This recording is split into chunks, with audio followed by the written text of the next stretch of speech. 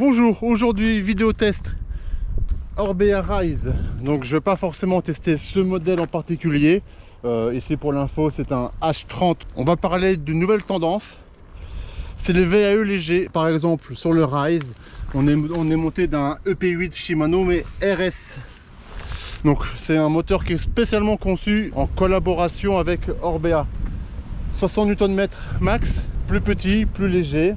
Là pour le coup dans le cadre j'ai une batterie de 540, donc c'est quand même une batterie assez grosse. Les Rise, ceux en carbone en tout cas de cette année là, ont des batteries de 360, donc plus légères. Il est à ma taille, il est en test grâce au magasin Bicyclique. Maintenant je travaille pour aussi Bicyclique, donc Barracuda est fusionné avec les magasins Bicyclique pour les Belges, et du coup j'ai accès à une gamme de vélos bien plus large. Donc l'idée c'est, on va en parler, ok, on va rouler, on va en parler gentiment, tranquillement. Bon, et le premier constat les gars, c'est que le vélo il roule en fait. Et là je suis en off si tu veux. L'idée c'est de pouvoir justement s'assister à des moments ponctuels. Et là encore ça va, celui-ci c'est une 540, donc on peut dire qu'on est assez large au niveau autonomie. Mais avec les 360, tu ne peux pas compter que sur ta batterie toute la rando quoi. Les parties roulantes, il faut les rouler normal. Donc voilà, là l'assistance vient de se couper. Ah ouais, ça n'a rien à voir. Là, tenir un 30 de moyenne, c'est largement envisageable en fait. C'est trop bien. C'est trop bien. Ce qui est fou, c'est que le mode éco, je le trouve pas complètement différent du cube.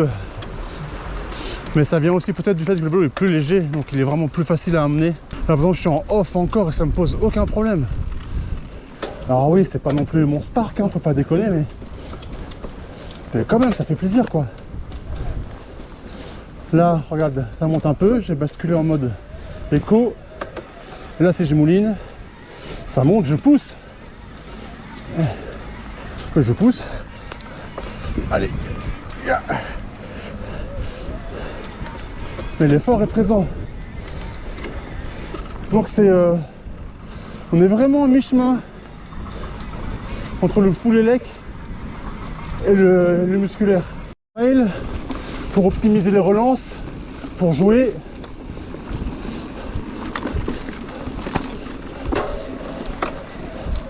Oui, c'est la montée. Attends, là on va se mettre en boost mon gars.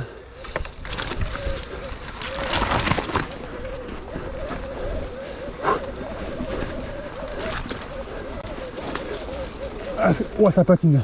Ça par exemple, cette côte là, attends, je me concentre. On la connaît bien en musculaire et je la monte pas. Le boost il est présent quoi, il n'y a pas de problème. C'est exactement ça le principe là. Est-ce que tu as le profil pour être intéressé par ces VTT AE légers? Mais si tu es un mec qui veut garder les sensations d'un VTT sur l'effort à produire, mais arrêter de mettre ton pied à terre, de marcher à côté de ton vélo, de subir les 10 derniers kilomètres, ou simplement de faire exploser ton cardio, c'est la bonne idée. On a une descente devant nous. Alors regarde, il prend de la vitesse sans problème. Ça avec le cube c'est mort, cette vitesse là. Je suis à 50 km/h. Là ça monte un peu énervé. On va pas chipoter. Boost.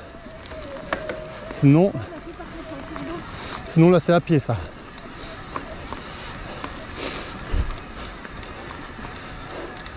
Ah, c'est un challenge ici.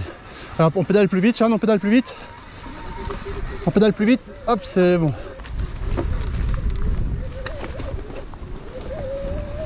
Voilà. Et ça, on va le redescendre. Ça va être marrant. Oh. Ça va être de l'entre-champ avec un faux plat montant. Ici, tu vois, j'ai consommé aucune barre de ma batterie, donc c'est plutôt bon signe. Et pourtant,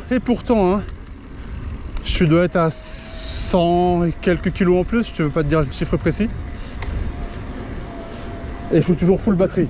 Après on est à quoi? On est à 15 bornes, hein. Mais quand même. Hop, je subis pas là. Et du coup toute ma sortie est agréable du début à la fin.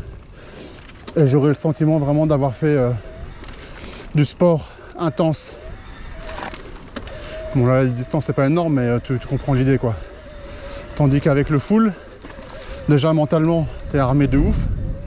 Parce que tu sais que jamais tu vas flancher. Là il va quand même falloir gérer un peu sa batterie, donc tu peux pas non plus faire le. Tu peux pas faire le port, sinon bah tu te fous dans la merde tout seul en fin de rando. Donc ça travaille un peu ton mental. Tu as cette gestion d'effort à devoir gérer. Et avec le VAE léger, tu as toujours ce truc là. Peut-être un peu moins avec celui-ci parce qu'il a une batterie de 540.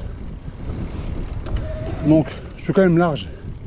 Quand je vois qu'ici j'ai encore toutes mes barres, bah, je me dis que du coup je peux me mettre avec mon poids, je peux aller me foutre sur des 50 km 60 à l'aise. Très surpris, vraiment, je m'attendais pas à ça. Tu vois, regarde la position qui est là, toi, là, elle a une bonne sortie de selle. Et pourtant, toi, la selle est à hauteur du guidon. Et si moi je retrouve une position plus VTT quoi finalement. Et pourtant, le H30, le Rise H30 est l'entrée de gamme. Mais je vais en parler au magasin, je vais te montrer mon petit coup de cœur chez Rise et en load de stock. On se retrouve là-bas. Me voilà au magasin, donc on est juste le lendemain, hein, si jamais. Si je devais choisir un vélo chez Orbea, Rise, je vais chercher celui-ci. Orbea Rise M10 en 360 Wh de batterie, parce que quitte à aller chercher un VTTAE léger, autant y aller à fond. Donc avec une batterie plus petite, plus léger, un cadre carbone et des composants un plus haut de gamme, donc plus léger. Comme ça, tu te rapproches vraiment de l'association du musculaire. Bon, le M10, il fait plaisir parce que les Kashima, hein, le M20, je pourrais aussi largement partir sur le M20. Dans la gamme, tu vois, bah, y a le H15. Donc le H15, on est sur l'Alu, mais avec un équipement plus haut de gamme. On a le H10, donc H pour Alu, hein, où on a bah là du Kashima, on est en full XT partout. Donc là, c'est le haut de gamme, il doit être très très bien aussi, mais toujours une batterie de 540. L'intérêt des carbones, en tout cas sur leur modèle 2022, c'est que la batterie passe en 360. Celui-là que j'ai essayé, c'est celui-ci, le H30 540. Donc cette config là dans son autre couleur. Entre ces deux-là, entre le M10 et le H30, il y a presque 4 kg d'écart. Donc c'est, voilà, 4 kg, enfin, tu connais le prix du gramme sur un vélo, ça coûte une blinde. Et la possibilité aussi, il faut quand même le souligner, si jamais tu t'embarques avec une 360, si tu as peur que tu fais un petit rock d'Azur ou que tu fais un petit rock d'Ardennes ou une sortie qui pique un peu avec du D+, en béton, voilà. Il y a moyen de rajouter un range extender ici, hein, que tu branches direct à la batterie. Tu rajoutes 250 Wh. Actuellement, à l'achat d'un cadre carbone Rise, bon, ça fait... bon, excuse-moi, hein, je profite un peu pour faire un peu le commercial, si tu veux, mais actuellement, il est offert.